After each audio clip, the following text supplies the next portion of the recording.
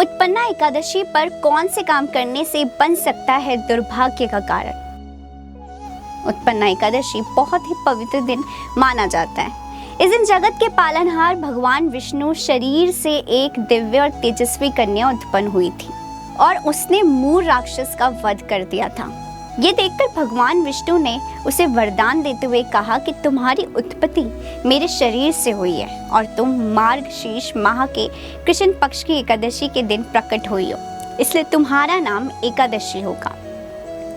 उत्पन्ना एकादशी पहली एकादशी मानी जाती है। देवी एकादशी की उत्पत्ति के कारण ये तिथि और भी अधिक विशेष हो जाती है। इस दिन विधि विधान से भगवान विष्णु की पूजा की जाती है। इस दिन व्रत रखने से सभी पापों का नाश होता है और व्यक्ति मोक्ष को प्राप्त होता है। ये व्रत बहुत विशेष माना जाता है, इसलिए इसे नियम अनुसार ही करना चाहिए। ऐसे में आइए जानते हैं कि इस दिन कौन सी गलतियां नहीं करनी चाहिए।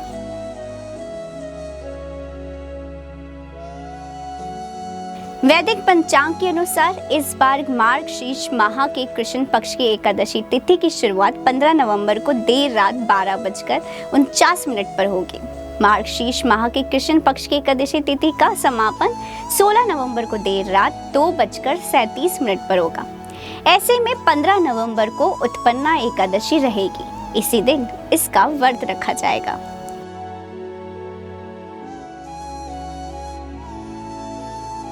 उत्पन्ना एकादशी के दिन झूठ बोलने या किसी को धोखा देना जैसा कार्य भूल से करना बहुत अशुभ माना जाता है। इससे व्रत का फल नष्ट हो जाता है और भगवान विष्णु रुष्ट हो जाते हैं। उत्पन्ना एकादशी के दिन घर पर केवल सात्विक भोजन ही पकाएं। इस दिन मांसिक आहार जैसे लहसुन, प्याज, मांस, शराब का सेवन व्रत की पवित्रता को भंग कर सकता है। एकादशी व्रत रखकर क्रोध करने या दूसरों से कटु वचन बोलने से भगवान विष्णु अप्रसन्न हो सकते हैं। ऐसे व्यवहार से कभी भी व्रत का फल नहीं मिलता है। उत्पन्ना एकादशी के दिन यदि कोई भी घर के द्वार पर कुछ मांगने आए या रास्ते में कोई जरूरतमंद दिखे तो अपनी क्षमता के अनुसार अन्न, वस्त्र या धन आदि का दान अवश्य करें। एकादशी के दिन चावल का सेवन वर्जित माना जाता है, इसलिए गलती से भी इस दिन चावल का सेवन ना करें। एकादशी के बाद आप द्वादशी तिथि पर चावल खा सकते हैं। इस दिन तुलसी नहीं तोड़नी चाहिए। इस दिन पूर्ण ब्रह्मचर्य का पालन करना चाहिए। इस दिन किसी की बुराई नहीं करनी चाहिए, इससे व्रत का फल नष्ट हो जाता है।